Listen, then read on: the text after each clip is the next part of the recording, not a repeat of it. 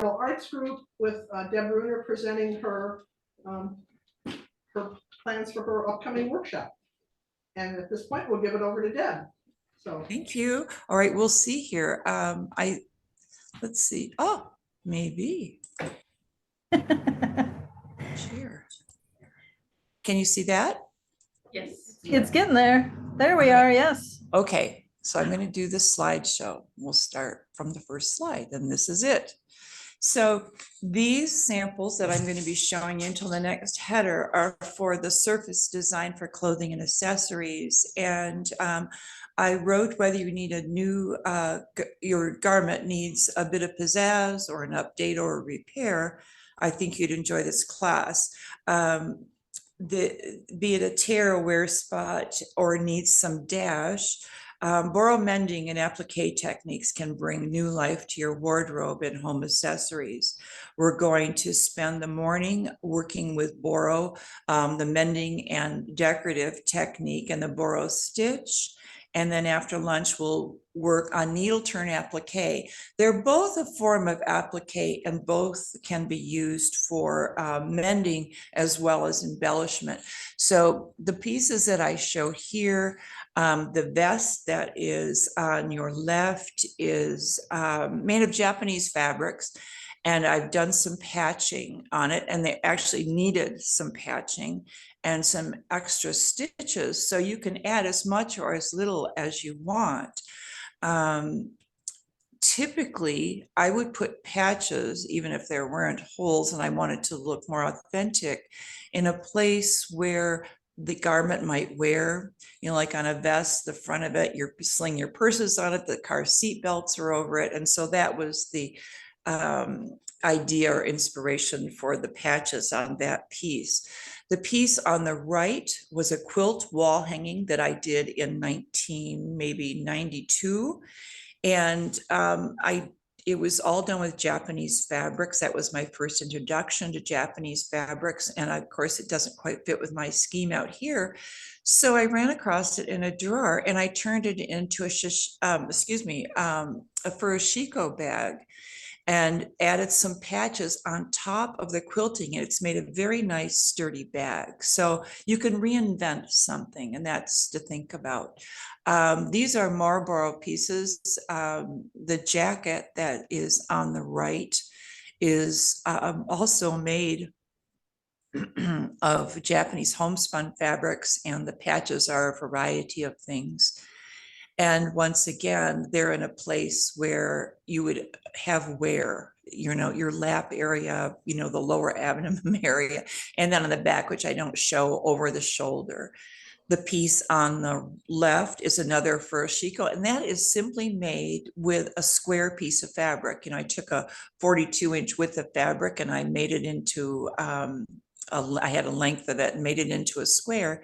And then I added patches. So you have this great big square, which is a great thing to work on for a class, as is any borrow applique, because you can still wear it if you don't consider it finished. And then you can add pieces to it or patches to it or applique as you go along. So right from the get-go, it's wearable or usable. But, you know, working on a big square of fabric and, you know, working the techniques on it would be a quick and useful thing to do. This is a bag that I made out of all of my not all, but many of my hand-dyed indigo straps. And it is also a square, but I folded it in half and stitched up the sides. And along with the patches and the layering, you can see all the layering of the indigo pieces. And I use plain borrow, you know, straight stitching, as well as some sashiko techniques to hold all the pieces together to form the bag and added straps. The mouse and the bird is on the back side, are embroidered. They have pieces of fabric to make a background cut in the shape.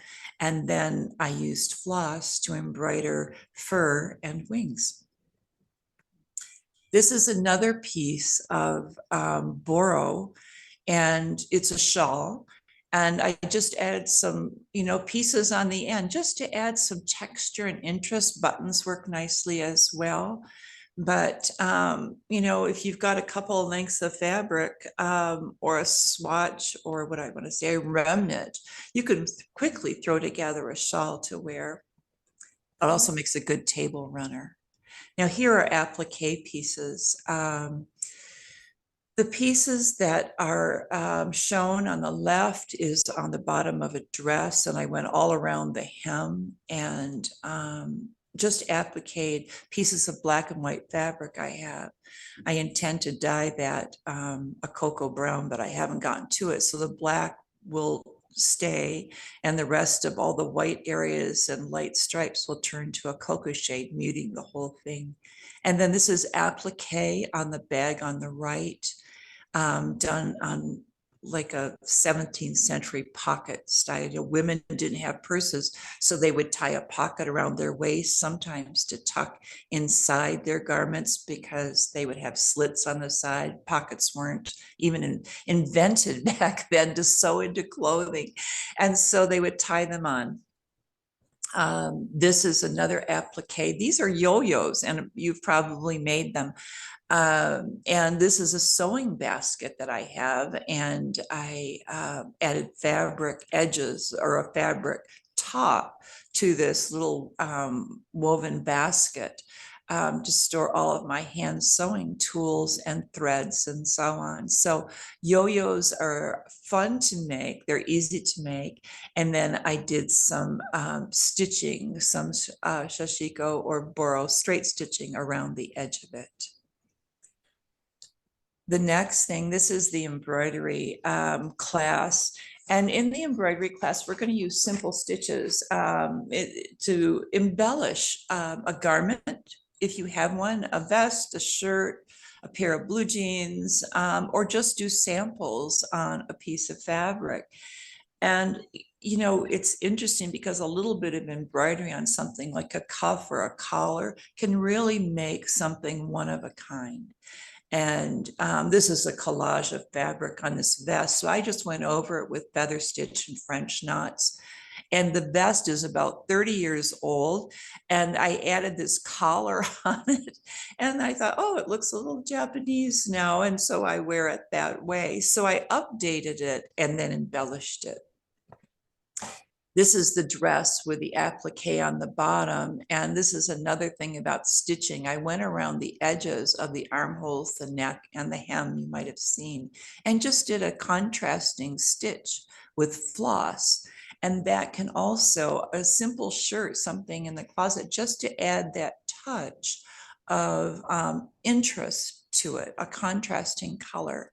And on the right is stitching that's done with all chain stitch, a simple stitch and a few French knots, and then outline stitch. It's on the front of an apron, and the apron has sayings all over it that I'm stitching when I feel like it or think of another one.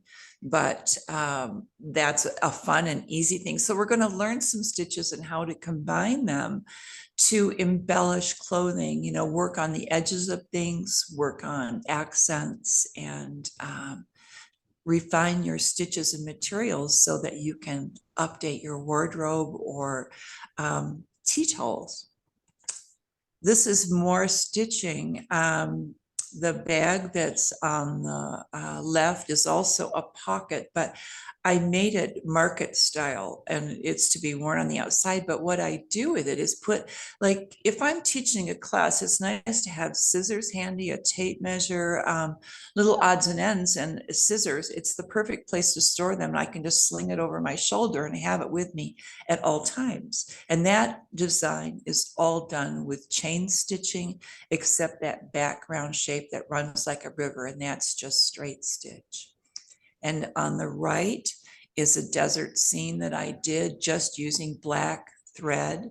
And that could be on the yoke of something. It could be on the front of a purse, but you can do a lot of painterly things with very simple stitches, and it can be effective, you know, when you have a really contrasting color that stands out. This is a skirt that I made out of linen, and I embroider the whole hem. And this is all done with outline stitch, French knots, just as simple as that. So, and outline stitch, and what I want to say, running stitch, excuse me. And so all done with pearl cotton, just an idea. And here, Kantha, in the class, we're going to make a little bag if you'd like to. If not, you could just work on a piece of fabric. And you're going to learn 3 simple stitches that are used to create texture and design motif on the fabric. The Kantha technique comes from Pakistan. It's popular in India and Bangladesh. The style was originally designed to conserve recycled worn fabric. So they pieced a lot of fabrics together, much like Boro, and then stitched interesting motifs. Boro is more just patchwork with outline stitching, somewhat similar to what you see here on the left.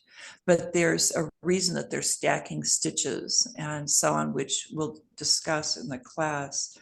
So we'll make a trifold bag or whatever you want to work on, and make some stitches. Here, there are stitches shown on a little piece on the right, which is in progress. And the Chattai and the Dan Dori are the most popular stitches and what I use most. And you can see here, I made a bag. This is out of linen. This houses my little miniature cribbage board and cards. I take it up north with me. And the cards had fish on them. So I thought, well, I'm going to make my embroidery bag with a group of fish. And then I added a bird with a worm who's probably going to feed the fish. But here, and this is, I'm going to call it a shawl or table runner.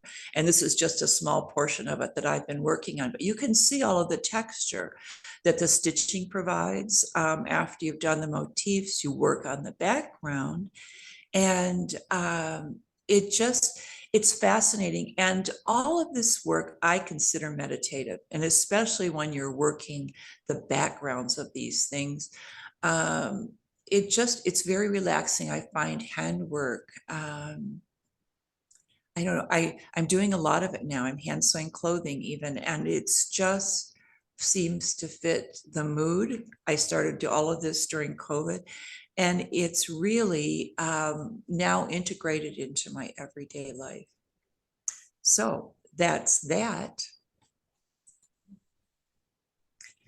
And so it's a sampling of the things that you can do and the things that you accomplish. And in each of the 3 days, the techniques we cover will allow you to get a taste of each one. And I encourage you to work on, clothing. It's easy to do. And if there's something you want to update, but if you prefer just a sample, with the cloth, you can look at the supply list. My email is on each of the pages that describe the class, and you can get in touch with me if you have any questions. But are there any questions now? Oh, You have, Wait a second here. What tablet is that? I don't know. 1, Judith, okay. tablet 1, but it would help if you turn the lights on in the room too. I want to know if you use a hoop or something when you're doing all that. I do not.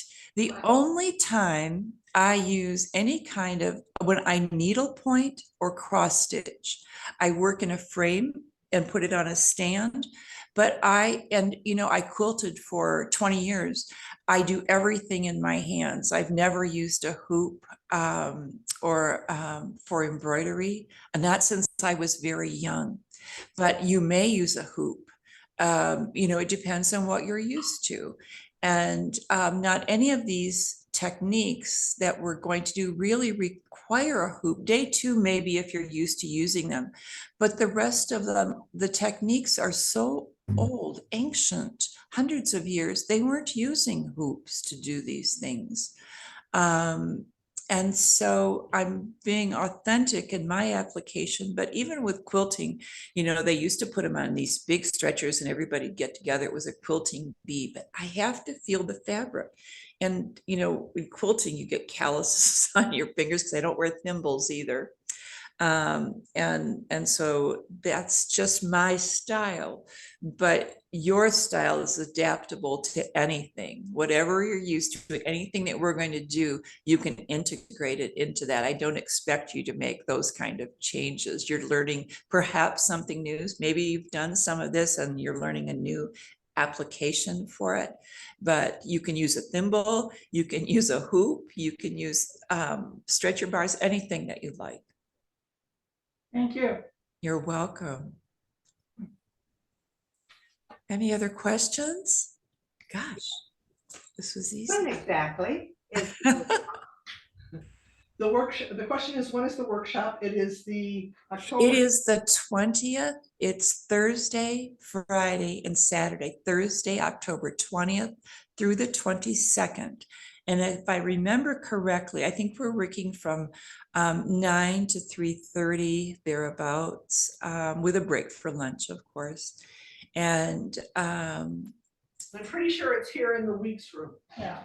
It is, Okay. yes, 9 AM to 3:45 in the weeks Okay. room is what the website has got, yeah.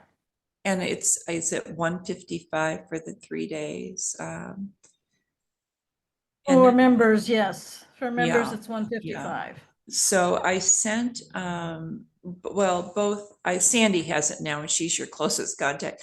I sent her the sheet, and she can forward them via email if you want them. And for each day, and it will give you the description again and the supply list. And as I said, and my email, so you can get a hold of me if you need to. Debbie has, Vicky France is the workshop chairperson. and Uh-huh. She is not with us today for family stuff, but for those who have registered, Gretchen, you and I have received the supply list. Okay. So if anybody's interested in that, I'd be happy to share it with you, so you can see what you would be doing.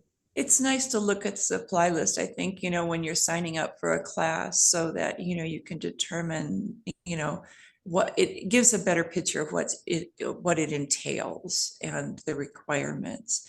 But hopefully you can work from your stash. It does fabric, really any kind that you want. I typically work on natural fabrics, but if there's a piece of something that's really interesting, I'm not above that synthetic using it if I love it. So but that as I said, I'm here for questions, anytime up to, I think they're going to decide about whether the classes go like around the 12th, I think it was decided. I'm not positive. More people to register. Yeah, to register, to get on it, decide whether it's going to go or not. So. Gretchen, did you have a question? Gretchen's on tab 4 or 5. Yes, I think we emailed about. Yes, we did. Fabrics. Yes. What about using silk fabric to scraps on a denim jacket? Would you do that, or should you? Yes, silk is washable. This is the thing.